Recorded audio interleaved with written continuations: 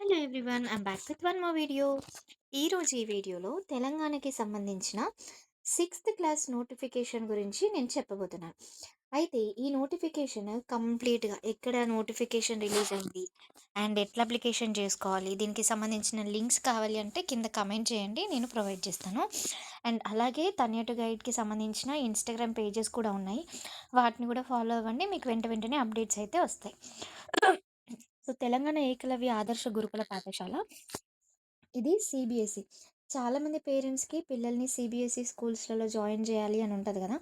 So, అట్లాంటి వాళ్ళకి government స్కూల్స్‌లలో గూడా ఇట్లాంటి క్వాలిటీ ఎడ్యుకేషన్ ప్రొవైడ్ చేయాలి అనుకుంటే, మీరు ఇక్కడైతే జాయిన్ చేయొచ్చు. సీబీఎస్ఈ కరిక్యులమ్ ఉంటుంది. ఇక నోటిఫికేషన్ గనక మనం చూసుకున్నట్లయితే ఇక్కడ నోటిఫికేషన్ అనే ఆప్షన్ ఉంది గదా! దాని మీద క్లిక్ చేయండి. తెలుగులో ఉంది నోటిఫికేషన్ అండ్ అలాగే ఇంగ్లీష్‌లో ఉంది. నేను ప్రెజెంట్ అయితే తెలుగుది చూపిస్తున్నాను. ఇవి ఎక్కడెక్కడ ఉన్నాయంటే ఆదిలాబాద్, కొమరంభీం, ఆసిఫాబాద్, ఆదిలాబాద్, భద్రాద్రి కొత్తగూడెం, అంటే పాల్వంచ, గండుగులపల్లి, సిర్పూరు, కాగజ్ నగర్ ఇటు సైడ్ అనమాట.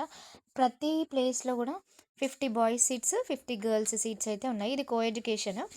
మొత్తం 60 సీట్స్ ఉంటాయి. ఇది ఓన్లీ సిక్స్త్ క్లాస్ నోటిఫికేషన్ మాత్రమే. 1360 వేకెన్సీస్ అయితే మనకి అవైలబుల్‌గా ఉన్నాయి.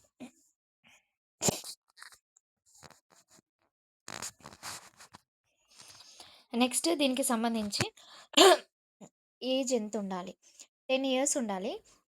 సిక్స్త్ క్లాస్ మనకి, లేదు అంటే 13 ఇయర్స్, మార్చ్ 31 నుండి 2026 వరకి అభ్యర్థులు ఈ సంవత్సరం మధ్యలోనే జన్మించి ఉండాలంట. సో, 31 అంటే 2013 మార్చి 31కి అండ్ అలాగే 2016 ఈ మధ్యలో అయితే ఉండాలన్నమాట. సో, మీరు చూసుకోండి అప్లికేషన్ చేసేటప్పుడు. అయితే చాలామంది వికలాంగుల అభ్యర్థులకు గరిష్ట వయోపరిమితి 2 ఏళ్ళు సడలింపు అయితే ఉంది. ఇది ఒకసారి చూడాలి.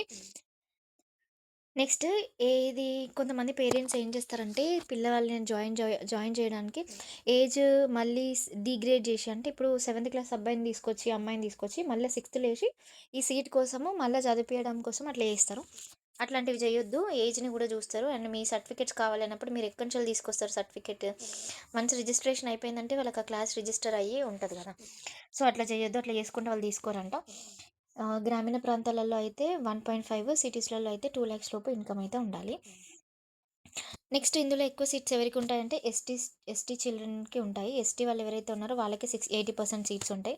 మిగిలిన కేటగిరీ వాళ్ళకి 5%, మిగిలిన కొన్నింటికేమో ఎస్సీ వాళ్ళకి, కొన్నింటికి బీసీ వాళ్ళకి అట్లయితే సీట్స్ ఇవ్వడం జరుగుతుంది.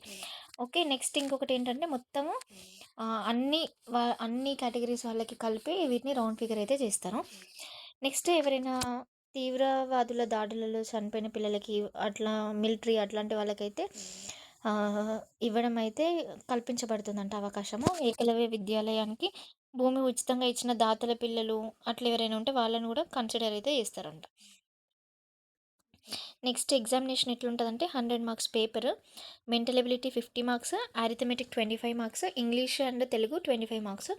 టోటల్ 100 మార్క్స్ అయితే మనకి ఉండడం జరుగుతుంది.